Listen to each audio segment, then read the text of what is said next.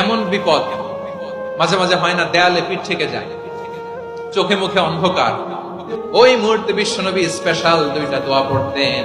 এই দোয়াগুলো আপনাদেরকে জানিয়ে দেয়। বিশ্বনবী বলেন, কঠিনতম বিপদে যখন পড়বা, দেয়ালে পিঠ থেকে যায়, চোখে মুখে অন্ধকার, বাঁচার কোনো উপায় নাই, তখন পড়বা লা ইলাহা ইল্লা আনতা সুবহানাকা ইন্নী কুনতু মিনাজ জালিমিন।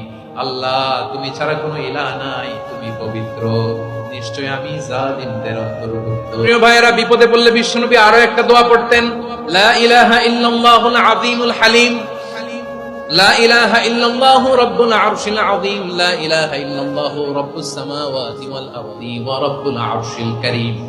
এই যে বললাম, রেকর্ড হয়ে গেছে, এখন তো আর ইনস্ট্যান্ট মুখস্থ না হলো, পরে মুখস্থ করে নেবেন।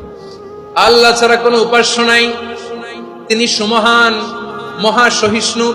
আল্লাহ ছাড়া কোনো উপাস্য নাই, তিনি সুমহান, আরশের অধিপতি।